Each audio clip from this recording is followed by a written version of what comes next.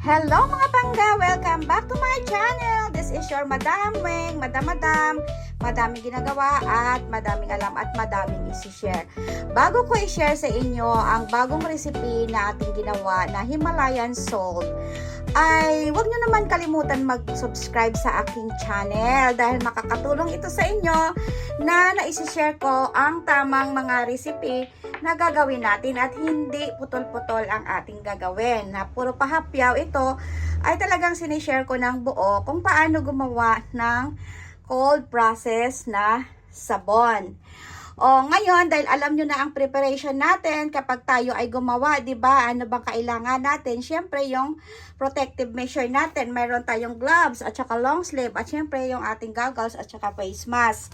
And syempre, huwag natin kalimutan ang ating stick blender, alcohol, 99.9% ang ginagamit ko, thermometer, spatula, at yung ating molder. At syempre ngayong araw na ito, ang isi-share ko sa inyo ay kung paano tayo gumawa ng Pink Himalayan Mineral Bar. Pink Himalayan salt ang gagamitin natin mga pangga.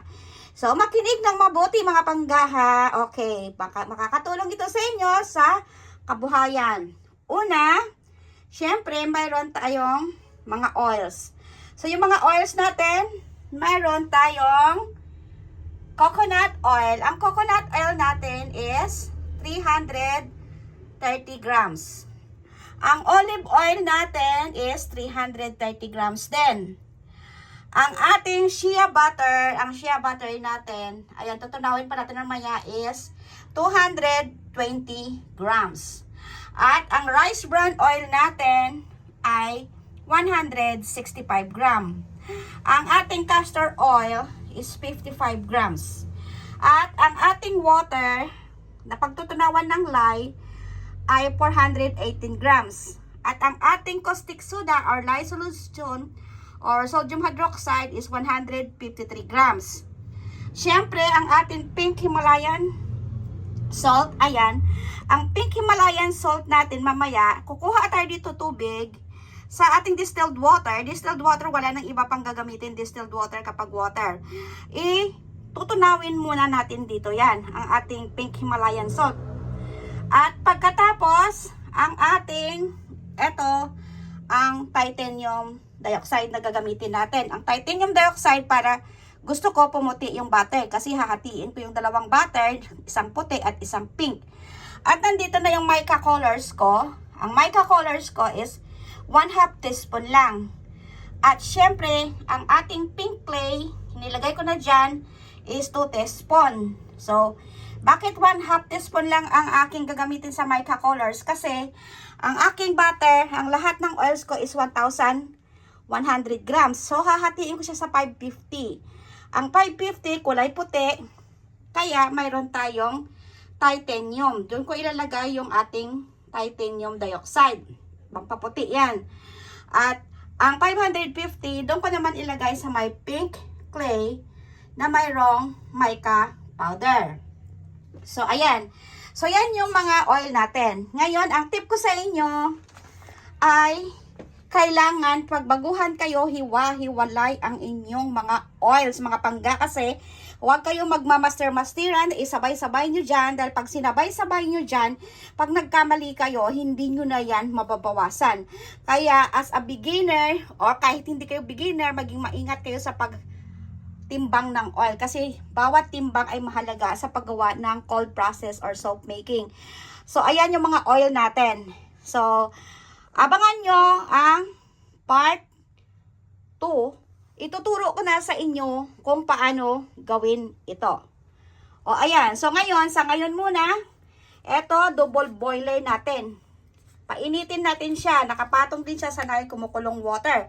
Huwag yung direkta ang kaldero sa kalan. Tapos, ito, tutunawin natin ang ating Himalayan salt. Dito, kuha tayo sa distilled water.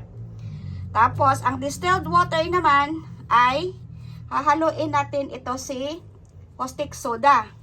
Caustic soda papunta sa tubig, hindi tubig papunta sa soda. Ngayon, ayan, so tutunawin ko muna siya dito sa tubig.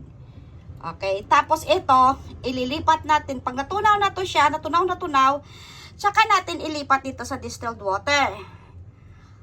Pag nalipat na natin yan, tsaka na natin ilagay yung ating lye solution. So, yung lye solution natin, palamigin natin yan. After mapalamig natin, tsaka na natin doon mamaya ihalo sa ating mga oil.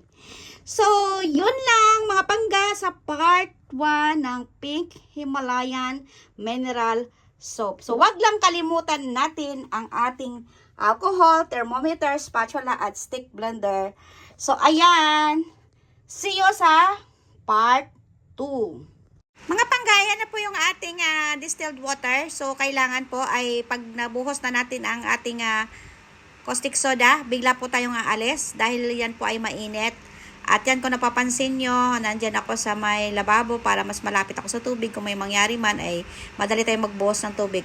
So, ayan, ibubuhos na natin ang ating caustic soda sa distilled water. Distilled water, mga panggaha, wala pong ibang So, ayan, binalikan ko na siya kasi talagang umaalis ako pagka binuhos ko ang caustic soda kasi mainit yan para naman safe naman sa sarili ko.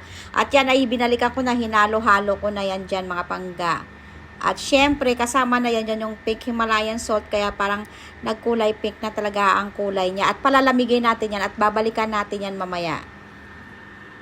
So, ngayon mga pangga, anong gagawin natin? Itong ating mga powder ay i-mix na natin yan sa olive oil. Konti lang, kukuha lang tayo ng olive oil na konti para hindi lang siya mamumuo. Ayan. So, ngayon, ito na yung pinaka lagayan natin ng butter. Ibubuhos na natin lahat ng ating oil. Ayan, pinatay ko yung electric fan kasi maingay. So, halo na natin yung mga oil natin. So, halo na natin. So, tandaan nyo kung ilang grams yung mga nilagay natin dyan.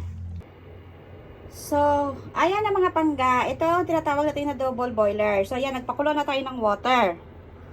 At pagkatapos, ilagay na natin dyan. Ayan, nilagay ko yan. Sakto lang yan siya. Tapos, mamaya, matutunaw lang yan ng kusa. So, wag natin idiretso sa apoy ang ating stainless bowl. So, ayan. So, ayan yung mga oil natin. Ayan, na mga pangga. Kita nyo kulong-kulo siya.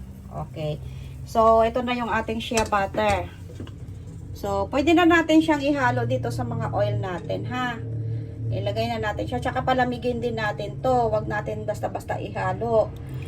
So, ayan na nga pangga, pinaghahalo natin lahat ng oil natin na andyan na yung mga oil natin. At pagkatapos, itong ating caustic soda na may Himalayan salt, i-measure na natin yan kung pwede na. At kapag malamig na, ayan, ito na, ibubuhos na natin, gagamit tayo ng streamer para kung may mga tira-tira man buo-buo ay hindi ito maisama.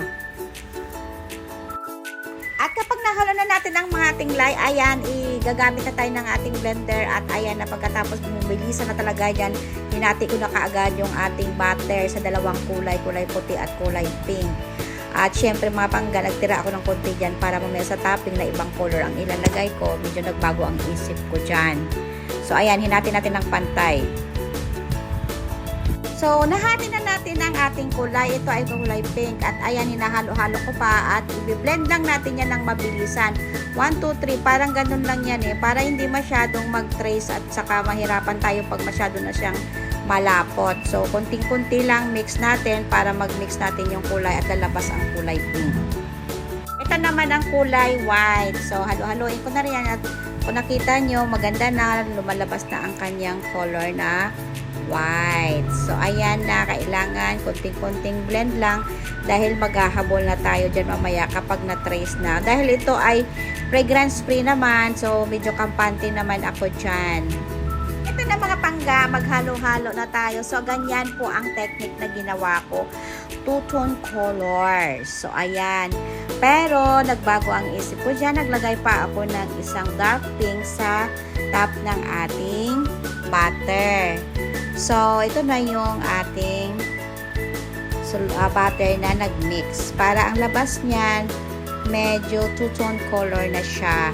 So, abangan na lang natin ang pag-slice natin sa aking page, Madam Secret Artisan Soap and Sand. At eto na siya mga pangga. Tararan! Ayan, medyo kinakabahan na ang inyong lola dyan kasi talagang lumapot na siya ng todo. So, hindi ko na alam kung anong gagawin ko pero natural lang ito sa soap making. At eto na po ang final. Nilagyan ko siya ng dark color sa top. Maraming salamat. Huwag kalimutan mag-like and subscribe sa aking channel. Bye-bye!